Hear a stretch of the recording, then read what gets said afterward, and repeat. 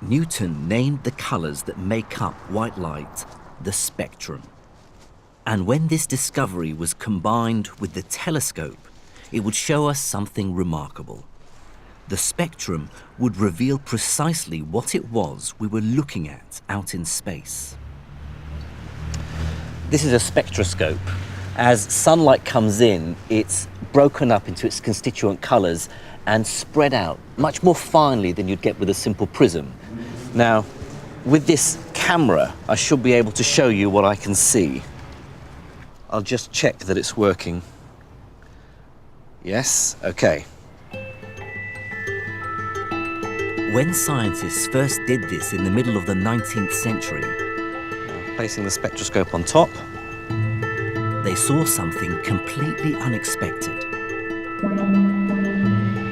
You can see the colours of the spectrum as Newton would have seen them. But if you look more closely, you can see something else. It's not continuous. It's broken up by lots of thin black lines. These are gaps in the spectrum. It was soon realised that these gaps were due to atoms in the outer atmosphere of the sun absorbing certain wavelengths of light coming from its interior, and that they could be used to work out the chemical composition of the sun.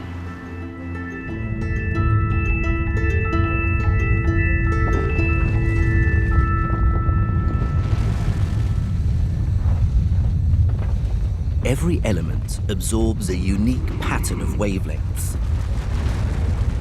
an optical fingerprint that can be used to determine the chemicals that make up any bright object you can see in the sky. And in Rome, one man was using this technique to study light whose origins lay far beyond the sun. Father Angelo Secchi was no ordinary priest.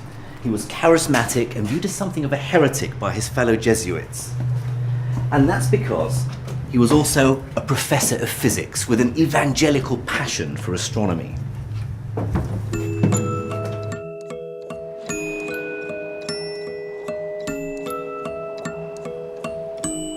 In 1852, Secchi was appointed director of the Vatican Observatory. And within a year, he'd built a new observatory on the roof of St. Ignatius Church in the heart of the city.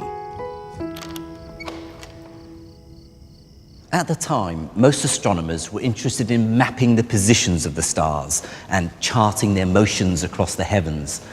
But Secchi was different. He wanted to know what they actually were. So from his vantage point high above the streets of the eternal city, he began to meticulously analyze their light.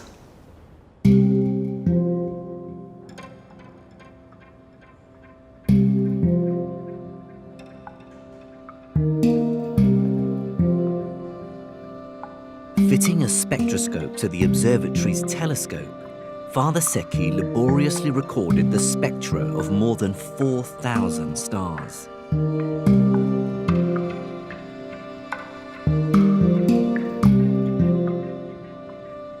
This is Secchi's book, La Stella, The Stars, which he published in 1877. And flicking through it, you can see many of the observations that he made. This one in particular is interesting. It shows some of the spectra he recorded. The top one here is from the sun, but the second one is starlight. It's from Sirius A, the dog star, which is the brightest star in the night sky.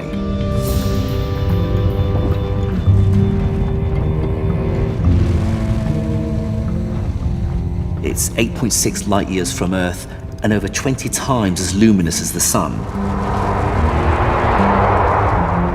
You can see from its spectrum this clear sequence of bands, which is the signature of hydrogen, because it's a relatively young star.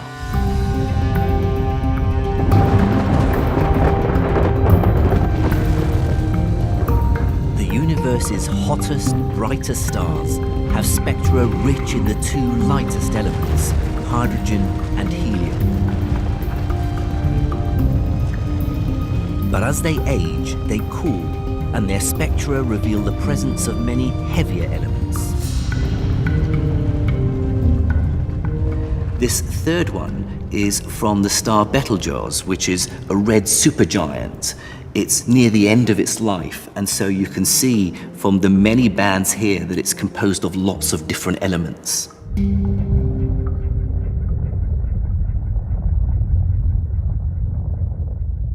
What's remarkable about this image is that, it really is one of the key moments in the history of astronomy, that we can learn so much about what distant stars are made of just by examining their light.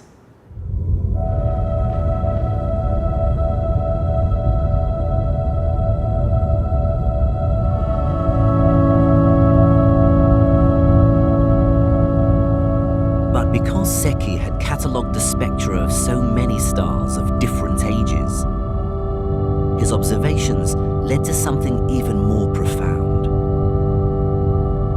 That by analysing starlight, we can determine the stars' life cycles.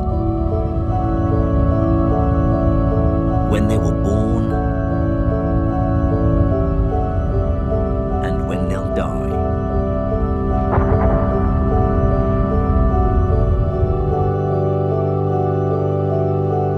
Understanding the spectrum had allowed us to read the story of the stars. It's quite incredible to think that what began as a simple experiment in a darkened room could reveal so much about the universe. That the scant light from those tiny points in the night sky could contain within it the epic drama of the heavens.